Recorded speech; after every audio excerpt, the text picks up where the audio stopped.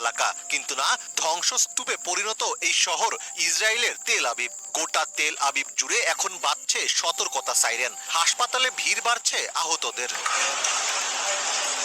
ইসরায়েলে ইরানের দ্বিতীয় দফায় ক্ষেপণাস্ত্র হামলার পর এখন পর্যন্ত 7 জনের মৃত্যুর খবর পাওয়া গেছে। আহত হয়েছেন 150 জনেরও বেশি। বাত ইয়াম শহরের একটি আবাসিক ভবনে ক্ষেপণাস্ত্র হামলার পর খোঁজই মিলছে না 35 জন ইসরায়েলির। এছাড়া বিধ্বস্ত হয়েছে বহু আবাসিক ও বাণিজ্যিক ভবন। ইরানের পাল্টা আক্রমণে ইসরায়েলের এই লণ্ডভণ্ড দৃশ্য দেখে হতবাক ইসরায়েলিরা। এটা ভয়াবহ এক অভিজ্ঞতা ছিল। আমরা ভাগ্যবান যে সাইরেন শুনে আশ্রয় কেন্দ্রে ছুটে যেতে পেরেছিলাম।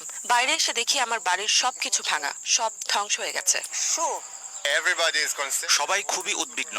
1 ঘন্টা আগে আমি সুপারমার্কেটে ছিলাম, সেখানে ঘন্টাখানেকেরও বেশি সময় ধরে লম্বা লাইনে দাঁড়িয়েছিলাম। এটা অবিশ্বাস্য। আগামী কয়েকদিন টিকে থাকার জন্য বাড়িতে কিছু প্রয়োজনীয় জিনিস জমা রাখতে চাই, তবে অনেক জরুরি পণ্য এখন পাওয়া যাচ্ছে না। ইরানের রাষ্ট্রীয় টিভি বলছে ট্রু প্রমিস 3 নামের অভিযানের দ্বিতীয় ধাপে ইসরায়েলকে লক্ষ্য করে 100টি ক্ষেপণাস্ত্র নিক্ষেপ করা হয়েছে। সংবাদ মাধ্যম আল জাজিরা জানিয়েছে ইসরায়েলের তেল আবিব শহর থেকে ধারণ করা সরাসরি ভিডিওতে দেখা গেছে তেল আবিবের আকাশে কয়েক ডজন মিসাইল এসে পৌঁছেছে। দখলদারদের প্রতিরক্ষা ব্যবস্থা এসব মিসাইল ভূপাতিত করার চেষ্টা করলেও হামলার তীব্রতার কারণে তারা সফল হতে পারছে না।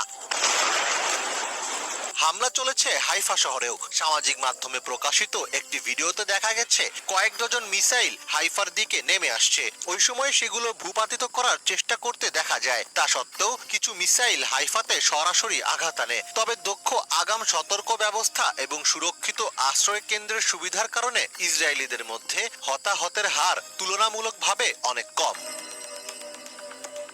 এদিকে মাত্র 1 ঘন্টায় ইসরায়েলের 10টি যুদ্ধবিমান ভূপাতিত করার দাবি করেছে ইরান। এছাড়া ইসরায়েলের 3টি অত্যাধুনিক F-35 যুদ্ধবিমান ভূপাতিত ও 2 ইসরায়েলি পাইলটকেও আটক করার দাবি করেছে তারা। ইরানের সেনাবাহিনীর বরাত দিয়ে তেহরান টাইমসের খবরে বলা হয় 3 যুদ্ধবিমানের পাইলটদের মধ্যে একজন নিহত হয়েছেন বলে ধারণা করা হচ্ছে। তবে ইসরায়েল তাদের যুদ্ধবিমান ভূপাতিত হওয়ার খবর অস্বীকার করেছে।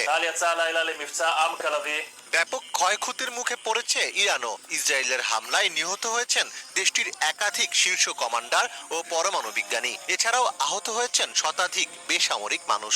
ইরানের দক্ষিণে অবস্থিত গুরুত্বপূর্ণ জ্বালানি অবকাঠামো ও তেহরানের সাহারান তেল ডিপোতেও হামলা চালানো হয়েছে। পাশাপাশি ইরানের সর্বোচ্চ নেতা আয়াতুল্লাহ আলী খামিনির ওপরও হামলার ইঙ্গিত দিয়েছে ইসরায়েল। ফলে ইরান ইসরায়েল সংঘাত গোটা মধ্যপ্রাচ্যকে বড় কোনো যুদ্ধের দিকে